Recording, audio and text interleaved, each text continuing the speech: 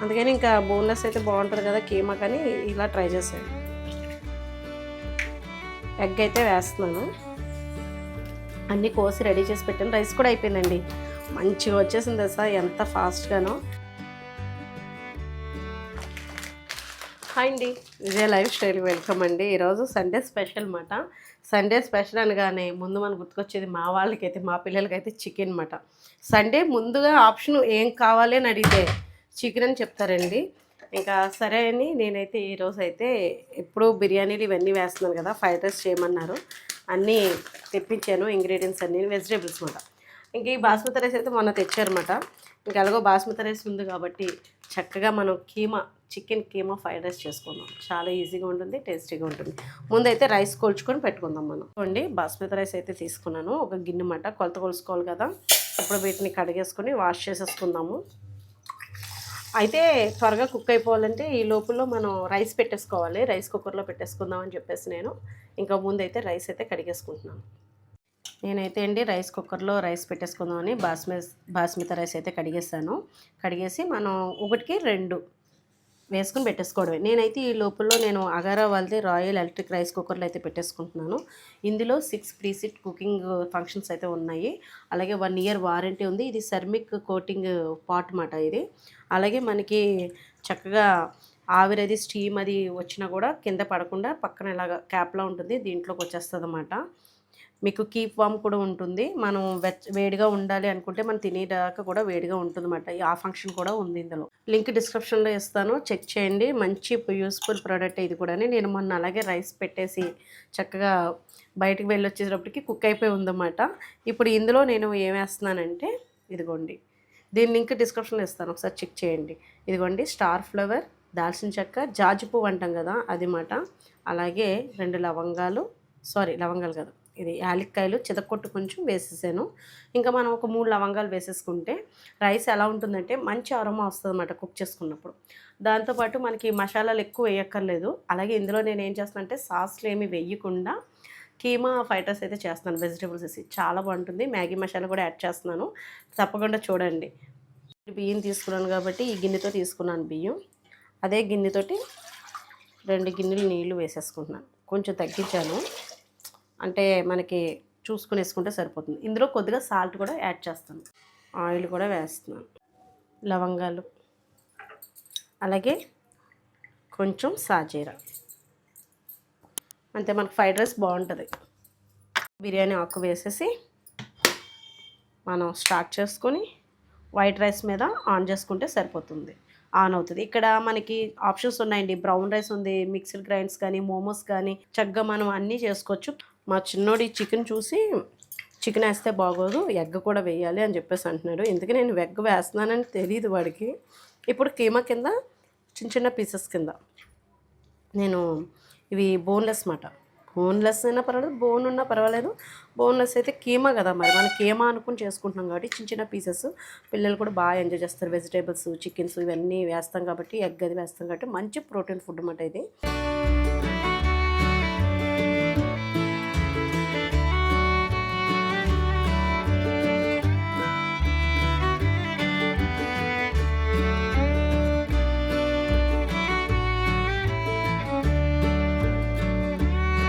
సరిగ్గా వేయాలిక, ఉప్పు కారం వేస్తేనే జాంకాయ ముక్కలు రుచిగా ఉంటాయి. చిన్నప్పుడైతే నేను డైలీ ఒక కాయ తినేదాన్ని స్కూల్ దగ్గర. ₹10 రూపాయి. వర్షాకాలం అయితే రూపాయికి 4 జాంకాయలు చిన్న ఇలా ఉండియండి, నిమ్మకాయ సైజులోని 4 కాయలు ఇచ్చేవారు అన్నమాట. 5 కాయలు కూడా బేరం ఆడి మరీ తినేవాళ్ళం మేము. నవ్వు వస్తుంది పాప, మా తాత ఇంచక్కడికి ఇచ్చేసేవాడు చిన్న కాయలు.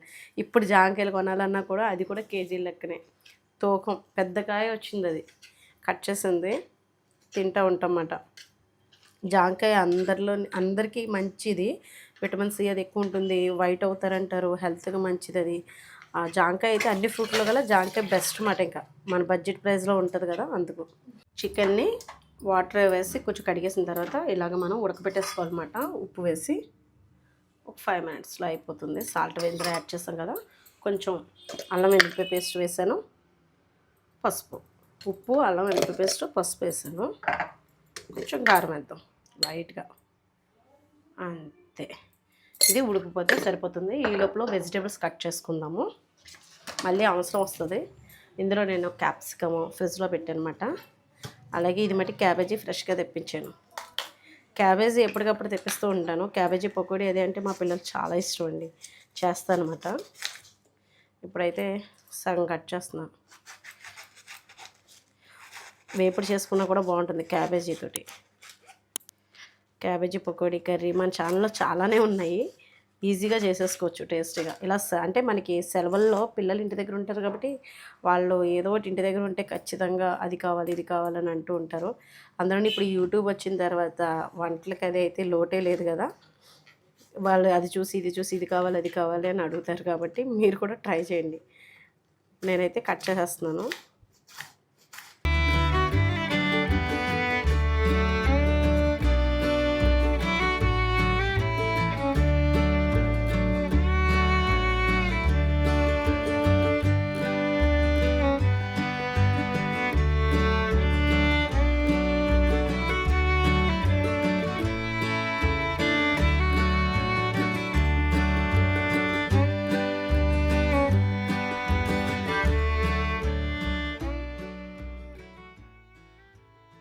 ఇదిగోండి కొద్దిగా ఆయిల్ వేసి ఎగ్ కూడా కొడుతున్నాను.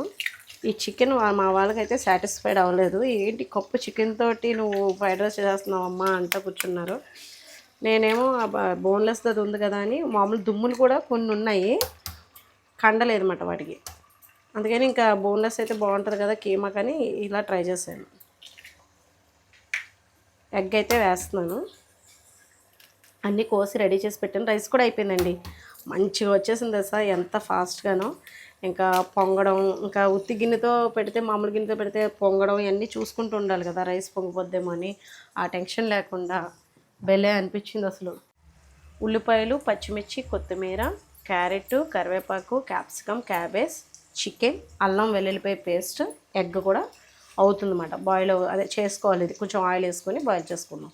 చికెన్ ఉడకబెట్టిన గిన్నెలోనే ఎగ్ కూడా వేసేసానండి, కొంచెం ఆయిల్ వేసి. మళ్ళీ 10 గిన్నెలు చేసే కన్నా సింపుల్గా అయిపోతుందని. అదే మేమైతే మా ఇంట్లో 5 మెంబర్స్ కాబట్టి మాకు ఒక అర కేజీ రైస్ అయితే సరిపోతుంది. అర కేజీకి కొంచెం ఎక్కువ అంతే, కేజీ రైస్ అయితే పట్టదు. కేజీ అయితే ఇంకా 2 పూటలకు వచ్చేస్తుంది అన్నమాట. ఫ్రైడ్ రైస్కి ఎప్పుడు కూడా కొంచెం పొదురు ఉండాలి రైస్, అది కూడా గుర్తుపెట్టుకోండి. ఇప్పుడు నేను కొంచెం నీళ్ళు తక్కువ వేసి కుక్ చేసుకున్నాను అగార దాంట్లో, మీరు చూసారు కదా. ఇప్పుడు ఆ రైస్ పొదురుగానే ఉంది, మనకి కరెక్ట్గా పర్ఫెక్ట్గా వచ్చినట్టు అన్నమాట అది ఫ్రైడ్ రైస్కి.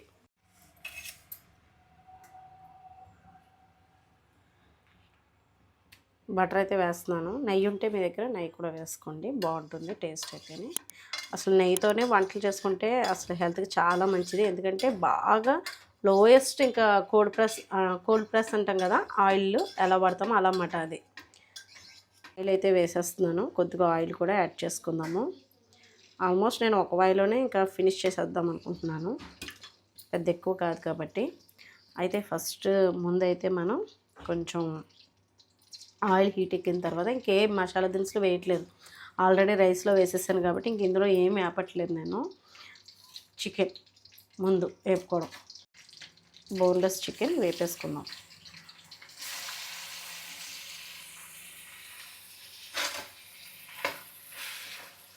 బాగా వేగాలన్నమాట ఇవి కూడా ఆయిల్లో. ఇంకా దీంట్లోనే మనం కొంచెం వేగినమాట, ఒక 15 నిమిషాలు వేగిన తర్వాత క్యాబేజ్ కూడా వేసేసుకున్నాం. ఇవన్నీ మళ్ళీ వేగాలి కదా. క్యారెట్, కరివేపాకు, క్యాప్సికమ్, ఈ వెజిటేబుల్స్ అన్నీ వేసేస్తున్నాను. ఇవన్నీ కూడా కొంచెం వేగాలి. ఆనియన్స్ కూడా వేసేస్తున్నాను, దాంతోపాటు గ్రీన్ చిల్లీ కూడా వేసేస్తున్నాను. ఇవన్నీ వేసేసుకుని ఇప్పుడు ఒకసారి కలుపుకుందాం.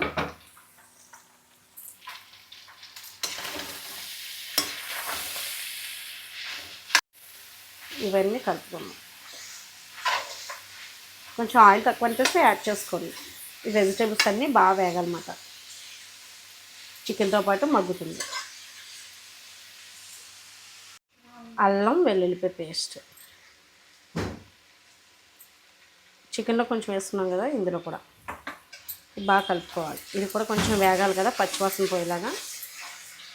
వెజిటేబుల్స్ ఎక్కువే వేసాను, మంచిదండి పిల్లలు ఉత్తి తినలేరు కదా, సలాడ్స్ కింద చేసినా తింటున్నారు, ఇప్పుడు అలవాటు చేసుకుంటున్నారు అనుకోండి. ఇలా కూడా వెజిటేబుల్స్ వేసుకొని కొంచెం రైస్లో కలిపేసుకొని తిన్నా కూడా మంచిదే, రుచికరంగా నోటికి వెళ్ళిపోతుంది.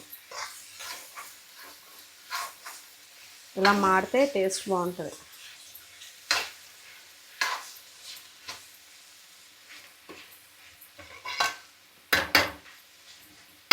మాకైతే కళాయి కరెక్ట్గా సరిపోతుంది అన్నమాట కుక్ చేసుకోవడానికి, సేవండి కళాయి. కానీ ఫ్రైడ్ రైస్కి ఎప్పుడైనా ఐరన్ మూకుడులు అవి ఉంటే బెస్ట్ అన్నమాట, అసలు బాగుంటుంది. ఇదిగోండి ఇలా వేగుతున్నప్పుడే కొంచెం మనం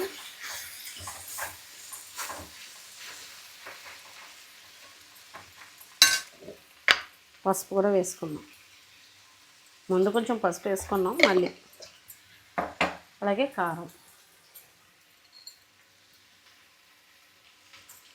కారం కూడా వేసుకున్నాం. కొంచెం ఎక్కువే వేస్తాను నేను. అలాగే ఎగ్ కూడా వేసేసుకున్నాం.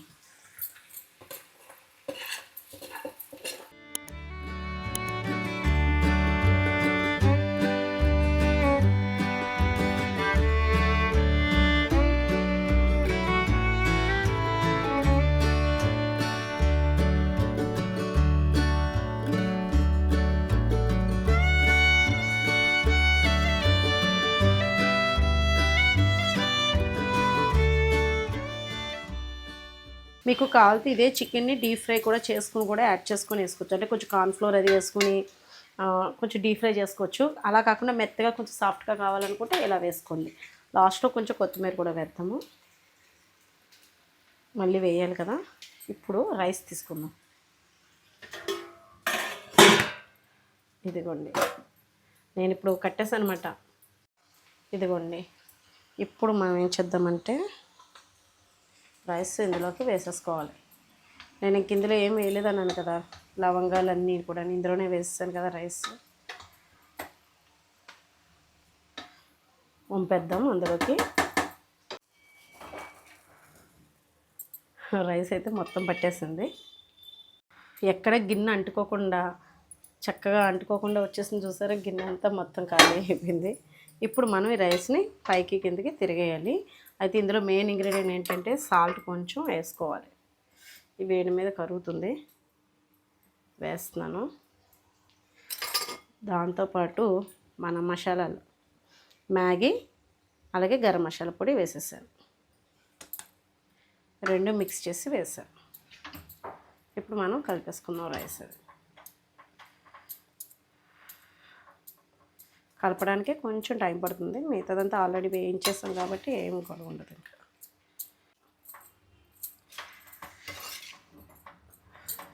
బాగా కలిసిపోవాలన్నమాట. ఉప్పు ఇవన్నీ వేసాను కాబట్టి ఒకసారి కిందకి పైకి తిరిగేసేస్తుంటే కళాయిలో రైస్ని చక్కగా ఈవెన్గా కలిసిపోతుంది.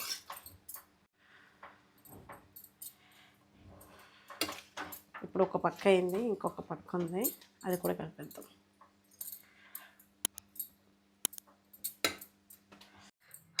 ఇంకా ఫ్రైడ్ రైస్ అయితే అయిపోయింది, ఇంకా వడ్డించుకుని తినేయడమే. మరి మీరేం చేసుకున్నారు ఈ సండే ఈ సమ్మర్లో? ఎలా తినడం అంటే కొంచెం ఘాటుగా, ఏసీ ఉన్నప్పుడు శుభ్రంగా తినచ్చులే అనుకోండి చల్లదనంలోని. కానీ పొయ్యి దగ్గర చేసిన వాళ్ళప్పుడు కొంచెం టైం కేటాయించుకొని చేసుకోవడమే అంతే. అంటే మన వంటగదిలో టైం స్పెండ్ చేయకుండా వంట అయితే అవ్వదు కదా. టేస్ట్ అయితే చాలా బాగుంటుంది, తప్పకుండా మీరు కూడా ట్రై చేయండి. ఇప్పుడే నేను ఉప్పు చూశాను, బాగుంది. నేను కూడా యాజ్ ఇట్ ఈజ్ మీకు నేను ఎలా చేసుకున్నానో అదే మీకు చెప్పాను. ఒకసారి ట్రై చేసి ఫీడ్బ్యాక్ ఇవ్వండి. వీడియో నచ్చితే కనుక లైక్ చేయండి, షేర్ చేయండి, సబ్స్క్రైబ్ చేసుకోండి. బాయ్ అండి.